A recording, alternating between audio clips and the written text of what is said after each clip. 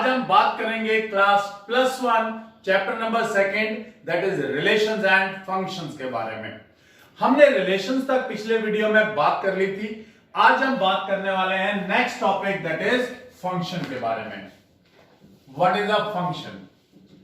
तो सबसे पहले आपको यह पता होना चाहिए that every function is a relation. Every function is a relation. Her function एक रिलेशन तो है ही है, but every relation is not a function. But every relation is not a function.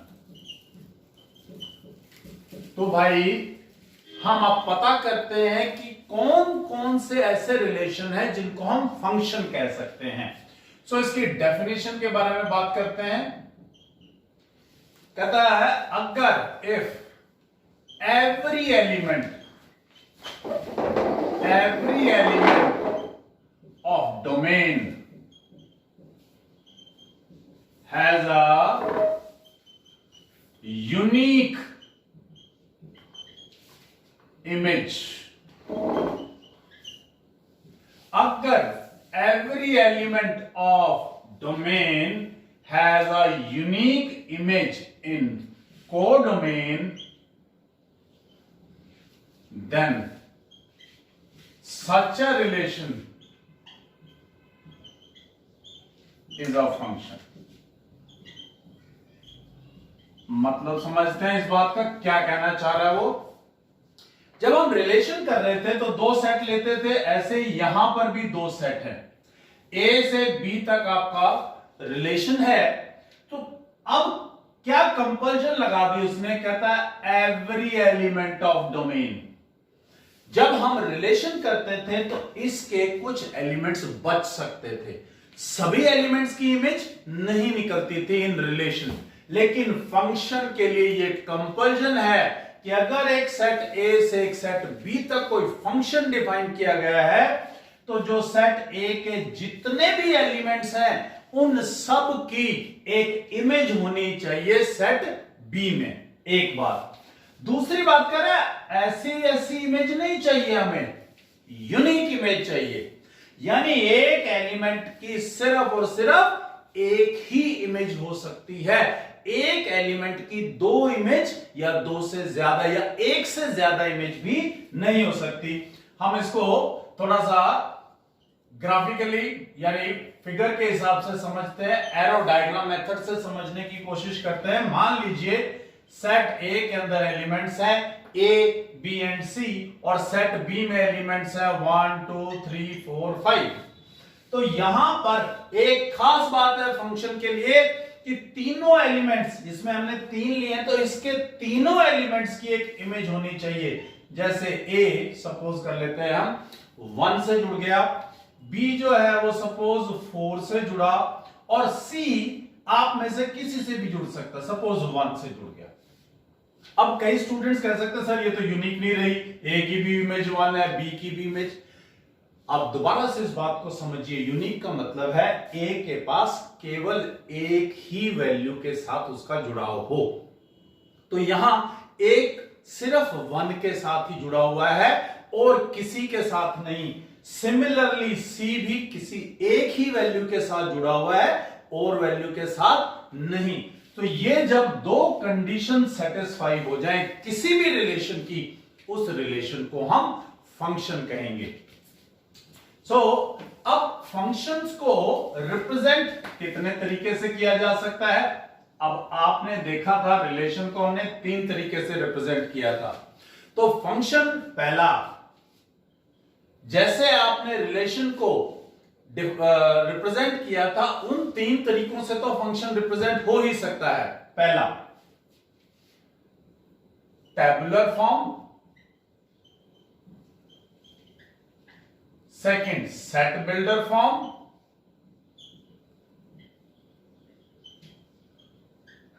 Third arrow diagram,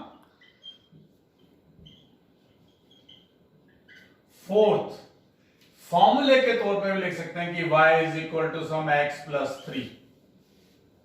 fifth, graphically, यानी graph बना करके भी हम इसको रिप्रेजेंट कर सकते हैं।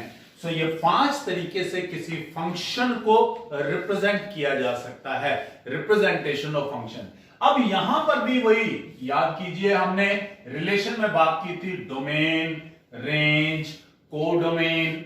तो यहां पर भी ध्यान रखिए, सपोज ये सेट ए है, ये सेट बी है।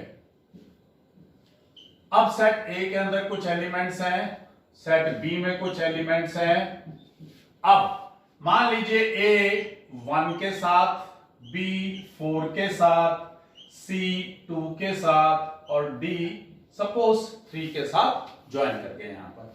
तो जो डोमेन है, अब वहां पर तो हम डोमेन फाइंड आउट करते थे, यानी जो भी फर्स्ट वैल्यू होती थी, जो हमारा रिलेशन डिफाइन हो जाता था, तो उसमें जो ऑर्डर्ड पेयर आता था, उसमें जो पहला एलिमेंट होता था वो सारे पहले एलिमेंट उठा करके हम लिखते थे और वो डोमेन बन जाती थी।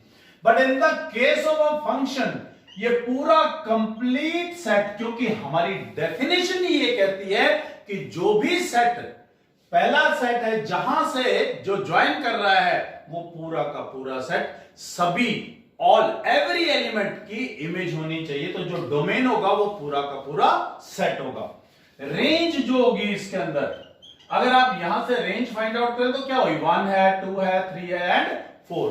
और कोडोमेन क्या हुई, पूरा सेट बी। सो रेंज और कोडोमेन जैसा आपने रिलेशन में लिखा था, एज इट इज रेंज और कोडोमेन आई, लेकिन क्या चेंज हुआ, सिर्फ डोमेन। अब इनके दो और नाम है, इसको हम बोल देते हैं सेट ऑफ इमेजेस, क्योंकि यहां पर सारी इमेजेस आ रही हैं, सेट ऑफ इमेजेस। और इसको बोल देते हैं हम सेट ऑफ प्री इमेजेस, यानी इमेज से पहले, प्री इमेजेस।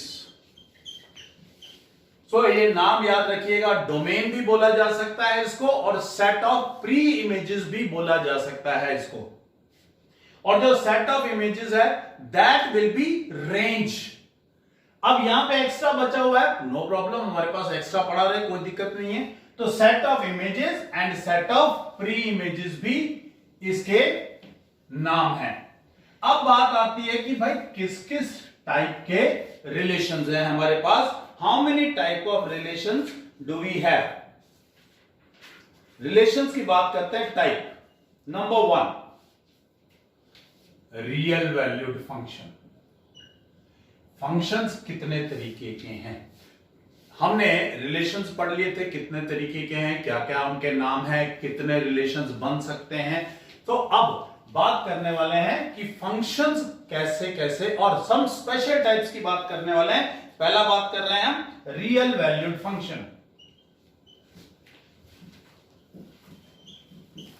अब आपके सिलेबस के अंदर ओनली रियल वैल्यूड फंक्शन ही हैं, हम इमेजिनरी फंक्शंस की यहां पर बात नहीं करेंगे। It will be discussed in your higher classes, may be in your graduation और in post graduation, but in class +1 we'll be just discussing about the real valued function only.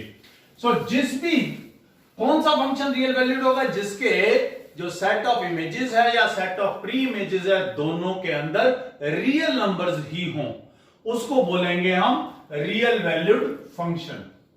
दूसरा, real valued function के बाद आता है polynomial function.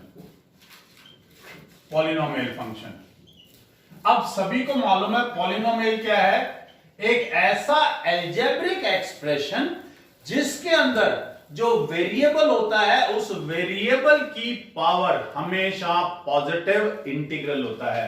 यानी इस form का a naught x raise to the power m plus a1 x raise to the power n minus 1 so on up to an, where a naught is not equal to 0। क्योंकि अगर a not 0 हो गया तो इसकी जो power n है वो power n नहीं रहेगी, यानी इसकी जो डिग्री है वो बदल जाएगी। तो इस तरीके के, अब ये जो n है it is a positive integer, और n की वैल्यू जो है आप देखेंगे जहां तक भी जा रहा है ना तो n की वैल्यू नेगेटिव, यानी पावर ऑफ x की जो भी पावर है वो कभी भी फ्रैक्शन में नहीं होगी और कभी भी नेगेटिव नहीं होगी, तो उसको बोलेंगे हम polynomial function. Next, polynomial function के बाद आ जाता है आपके पास rational function. Rational function, rational function यानी some polynomial in x divided by some polynomial in x। यहां पर खास बात क्या है कि ये जीरो नहीं होना चाहिए, otherwise it will B not defined. ये आपको क्लियर है कि डिनोमिनेटर जीरो नहीं होना चाहिए रैशनल नंबर में।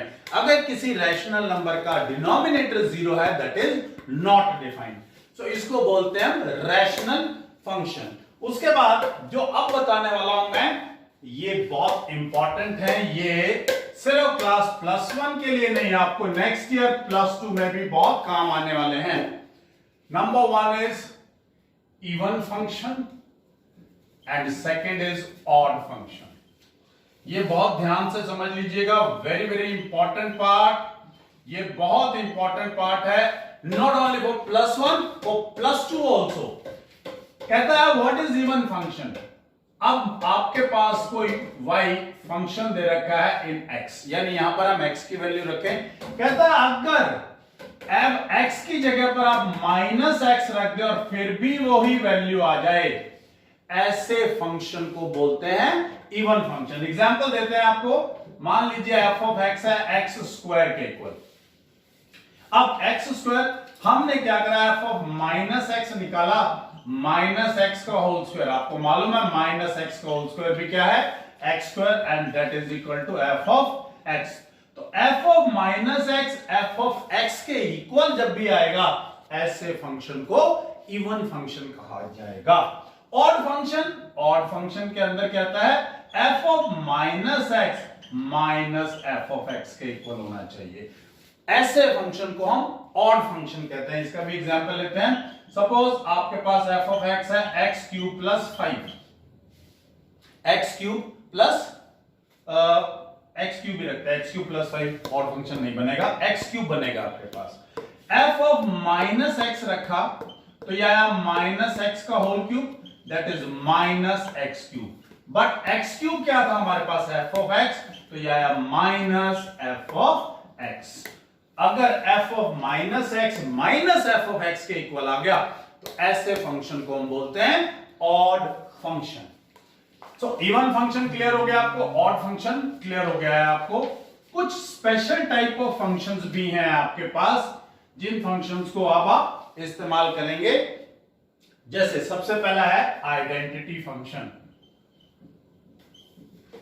आइडेंटिटी फंक्शन, अब ये आइडेंटिटी फंक्शन का मतलब क्या है, कहता है अगर मैं f ऑफ x निकालूं और वो वही वैल्यू आ जाए, यानी किसी फंक्शन में मैंने पुट किया 3 और मेरा आंसर भी क्या आ जाए 3, 5 पुट करूं आंसर भी क्या आ जाए 5, ऐसे फंक्शन को हम बोलते हैं आइडेंटिटी फंक्शन, यानी उसकी आइडेंटिटी में कोई बदलाव नहीं आ रहा है। तो identity function f of x is equal to x। तो आप आइडेंटिटी फंक्शन के अंदर अगर आप गौर करेंगे, जो डोमेन होगी वही रेंज होगी, क्योंकि आप जो वैल्यू पुट कर रहे हैं वही आपका आंसर आ रहा है। तो डोमेन और रेंज इसके अंदर सेम रहती हैं। ऐसे फंक्शन के अंदर रेंज और डोमेन सेम होती हैं, किसमें, आइडेंटिटी फंक्शन के अंदर। अब आइडेंटिटी फंक्शन को अगर आप ग्राफिकली देखना चाहें तो आप इसको समझिए y is equal to x। Graph बनाते थे आप टेबल बना करके क्लास 10th में, अगर आपने 0 रखा 0, 1 रखा 1, 2 रखा 2, तो ऐसी straight line passing through the origin आपके पास आएगी। ये इसकी ग्राफिकल रिप्रेजेंटेशन है आइडेंटिटी फंक्शन की। सो ये हो गया आपके पास आइडेंटिटी फंक्शन। इसके बाद बात करते हैं, अगला है कांस्टेंट फंक्शन, यानी बदलाव ही ना आए जैसे फंक्शन में, कांस्टेंट फंक्शन। अब मान लीजिए आपको f ऑफ x दे दिया 5 के, अब जो मर्जी वैल्यू पुट कीजिए x की, योर आंसर विल बी 5। तो ऐसे फंक्शन को हम बोलते हैं आइडेंटिटी कांस्टेंट फंक्शन। तो कांस्टेंट फंक्शन के अंदर वैल्यू में कोई बदलाव नहीं आता, यानी आपकी जो रेंज है वो एक सिंगल नंबर रहेगा और डोमेन जो है कंप्लीट रियल नंबर सेट। आप कोई भी वैल्यू पुट कर सकते हैं और आंसर क्या आएगा आपका 5, यानी range will be just 5 in this case. ऐसे फंक्शन को बोलते हैं कांस्टेंट फंक्शन। कांस्टेंट फंक्शन से बात आगे चलते हैं हम लीनियर फंक्शन। लीनियर फंक्शन, अब आपको याद होगा linear equation in one variable, linear equation in two variables, आप क्लास 8th 9th से पढ़ते आ रहे हैं। अगर f of x is equal to some ax plus b, यानी x की जो पावर है अगर वो 1 है, ऐसे फंक्शन को हम बोलते हैं लीनियर फंक्शन, क्योंकि जो डिग्री ऑफ योर पॉलिनोमियल है अगर वो 1 हो जाए तो ऐसे फंक्शन का नाम क्या हो जाता है, लीनियर फंक्शन। लीनियर फंक्शन के बात करते हैं, very important function absolute value function. f of x is equal to mod x, absolute function, absolute value function भी बोल देते हैं इसको। मॉड ऑफ x, मॉडुलस का मतलब है कि मैं x की जो मर्जी वैल्यू पुट करूं, चाहे पॉजिटिव चाहे negative, my answer will always be a positive number. Means अगर मैंने यहां पे रखा f of 1 तो 1 का मॉड इज 1, f of -1 इस -1 का मॉड भी क्या होता है 1। इसको बोलते हैं एब्सोल्यूट वैल्यू फंक्शन, या इसके अगर डेफिनेशन कभी भी आपको देनी हो तो f of x is equal to x if x is greater than equal to 0 and minus x if x is less than 0। ये इसकी डेफिनेशन है एब्सोल्यूट वैल्यू फंक्शन की। यानी आप अगर कोई नेगेटिव वैल्यू पुट करेंगे तो माइनस से मल्टीप्लाई होकर के क्या बन जाएगी प्लस, और अगर आप पॉजिटिव पुट कर रहे हैं तो answer will be positive itself. तो इसको बोलते हैं हम एब्सोल्यूट वैल्यू फंक्शन। इसके बाद एक और इंपॉर्टेंट फंक्शन आता है greatest integer function. Greatest integer function, greatest integer function. अब ग्रेटेस्ट इंटीजर फंक्शन को कैसे दिखाया जाता है, f of x ये स्क्वायर ब्रैकेट में लिखा जाता है, इसको बोलते हैं ग्रेटेस्ट इंटीजर फंक्शन। जब कभी भी ग्रेटेस्ट इंटीजर फंक्शन से रिलेटेड कोई क्वेश्चन आएगा तो ऐसे लिखा आएगा, प्लस साथ में आपको लैंग्वेज में बताया जरूर जाएगा कि ये मॉड जो x इस ब्रैकेट में लिखा हुआ है ये ग्रेटेस्ट इंटीजर फंक्शन है, हमेशा बताया जाता है। क्योंकि कई बार कंफ्यूजन आ जाता है कि ये ब्रैकेट में लिखा हुआ है क्लोज्ड ब्रैकेट है, ये नहीं, ये ग्रेटेस्ट है। सिंगल वैल्यू कोई भी क्लोज्ड ब्रैकेट में that is greatest integer function. अब ग्रेटेस्ट इंटीजर फंक्शन का मतलब क्या है, सपोज आपने f of 3.5 फाइंड आउट करना है, सो 3.5, इस 3.5 में ये जो इंटीजर है that is your answer.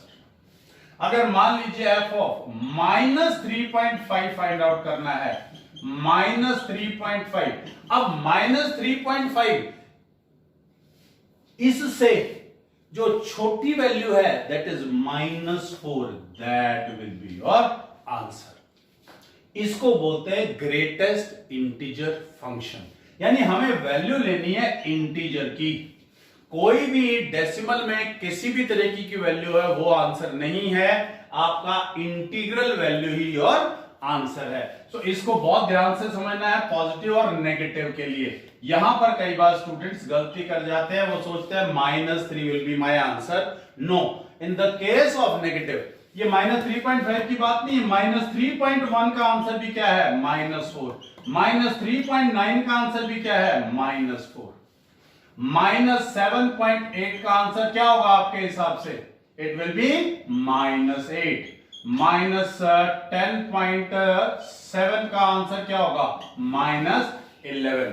So this is greatest integer function. इसके बाद बात करते हैं fractional part function. Fractional part function का मतलब क्या है कि भाई जो भी कोई फंक्शन दे रखा है उसका जो फ्रैक्शनल पार्ट है f of x is equal to x minus greatest integer function, इसको बोलते हैं fractional part function. Fractional part यानी मुझे सिर्फ इसके फ्रैक्शनल पार्ट से मतलब है, बाकी किसी चीज से इसका मीनिंग नहीं लेना है हमें। इससे अगले बात आ जाती है signum. Signum function, signum function की क्या खास बात है, कहता है f of x is equal to -1 0 and 1। -1 कब? when x is less than 0, when x is equal to 0, when x is greater। जब भी कोई भी पॉजिटिव वैल्यू रखेंगे माय आंसर विल बी 1, 0 रखूंगा माय आंसर विल बी 0, कोई भी negative value रखें तो आंसर विल बी -1। इसको बोलते हैं सिग्नम फंक्शन। बाकी नॉर्मल फंक्शंस हैं आपके पास, जैसे पावर फंक्शन, अगर किसी भी वैल्यू की यानी x की कुछ पावर दे रखी है that is a power function. तो ये बात हो गई फंक्शंस की। तो अब क्वेश्चंस किस तरीके के, इसमें से क्वेश्चंस क्या क्या आते हैं आपके पास। मेनली आपके पास सबसे पहला क्वेश्चन जो इसके अंदर पूछा जाता है कि check whether the given relation is a function और नॉट। फंक्शन है या नहीं है, फंक्शन और नॉट। सो फंक्शन, किसी भी रिलेशन को फंक्शन प्रूव करने के लिए दोबारा से आप अपने माइंड में डेफिनेशन को सेट कीजिए। दो चीजें, number 1 every element of domain has a pre image, has a image यानी हर एलिमेंट की इमेज। नंबर 2, दूसरी बात यूनिक इमेज, यानी एक एलिमेंट की एक से ज्यादा इमेज नहीं होनी चाहिए। अगर एक से ज्यादा इमेज है तब आप उसको फंक्शन नहीं कहेंगे। एग्जांपल लेते हैं आपके साथ, आपको क्लियर हो जाएगा कि आपकी जो एक्सरसाइज है उसके अंदर पहला ही क्वेश्चन आपका यही है कि ये फंक्शन है या नहीं है। So now let's take a example. पहला क्वेश्चन क्या कहता है आपको, which of the following relations are function. ये कुछ रिलेशंस दे रखे हैं, इनमें चेक करना कौन कौन फंक्शन है। फिर कहता है give reason if it is a function, तो बताना है कि क्यों ये फंक्शन है। फिर कहता है अगर फंक्शन है तो उसकी डोमेन और रेंज भी फाइंड आउट कीजिए। तो पहले पार्ट पे चलते हैं। अब यहां पर देखते हैं 2 का जो इमेज है वो है 1, 5 की इमेज भी 1 है, 8 की भी इमेज 1 है, 11 की भी 1 है, 14 की भी 1 है और 17 की भी 1 है। यानी किसी एक सेम नंबर की 2 इमेजेस नहीं है, सबकी एक एक सिंगल इमेज है। और इसलिए ये फर्स्ट पार्ट क्या है, इट इज अ फंक्शन। क्या रीजन देंगे आप, every element has a unique image. अब what is the domain for part 1, domain क्या आएगी पार्ट 1 के लिए, domain will be equal to 2, 5, 8, 11, 14 and 17 and what will be the range, range will be 1, यानी range आपके पास आई सिर्फ 1।